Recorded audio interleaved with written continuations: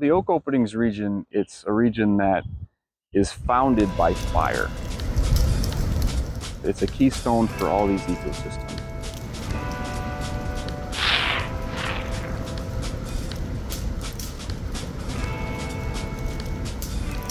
Our prairies, oak savannas, it's necessary to have fire in these systems for them to function properly.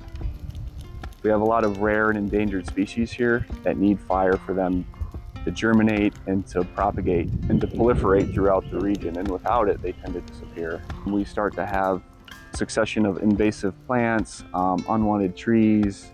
They tend to overcrowd our native plants. Hi, I'm Kelly Norris with the White House Fire Department.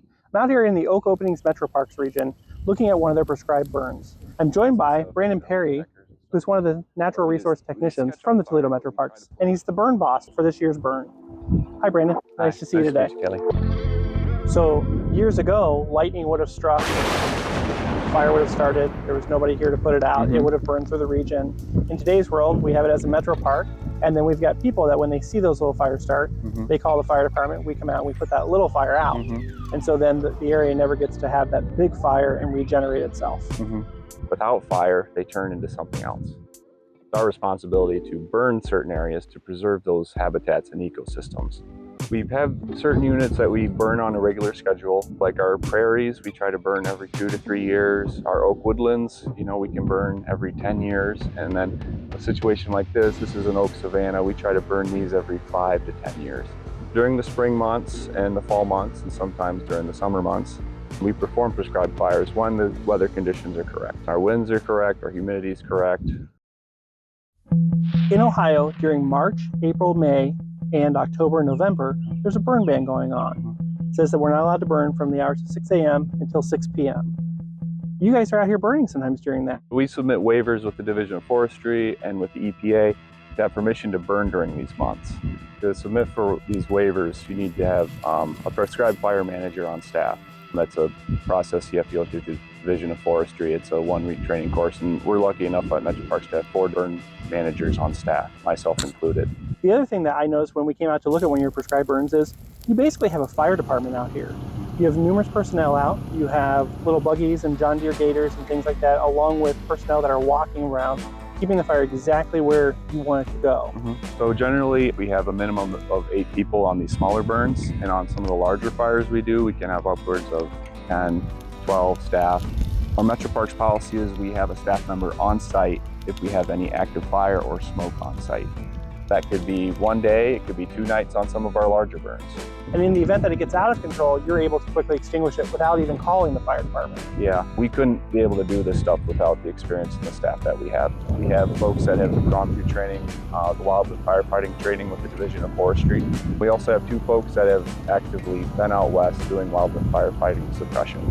So the majority of our staff that works on these burns have wildland firefighter training experience. So you actually probably have more wildland fire training than the local fire departments do. For the citizens that don't actually know, in Ohio, when we go through and we get our what we call a level 2 firefighter, it incorporates a little bit of wildland firefighting, but not a whole lot. Yeah. When I'm driving down through one of the metro parks and I see smoke or fire, I don't know if it's a prescribed burn or not. How would I know that? When should I call 911? If you see smoke within the MetroParks and you drive by, we'll have signage completely surrounding the burn. We'll have smoke signage on the roadways surrounding it, and we'll have a sign saying there's a prescribed fire today. It's the bright orange triangle with a number to call on. It says prescribed burn today. If you're driving through the MetroParks and you see active fire and there's no staff member on site and there's no signage, it probably means it's a wildfire or an unintentionally started fire, and that would be when you should call 911. You notify the local fire department, wherever that jurisdiction is going to be. If it is in the White House region, we do our best to put that out on our social media channels immediately so that anyone in that area or region knows that there is a prescribed burn going on. Toledo MetroParks obviously includes all of Lucas County. Where else do you do prescribed burns at? We're diversifying, but Oak Openings Preserve is where primarily we do the majority of our burns. We call it our Oak Openings corridor between Oak Openings and Secor, and that's another area we do quite a few burns. Secor Metro Park, we've done burns in the past. At Blue Creek Metro Park in White House, done burns there as well. And at Wildwood Preserve Metro Park, a couple years ago, we've done a couple burns there.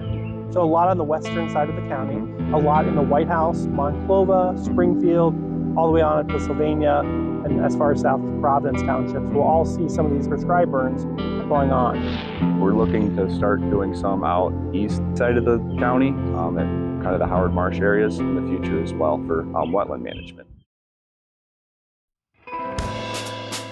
When I'm walking down through the Metro Parks and I see one of the orange signs that says prescribed burn ahead or heavy smoke in the area, what should I do? If you're within the park and you see any closures due to a prescribed fire, we ask that you turn around and reroute.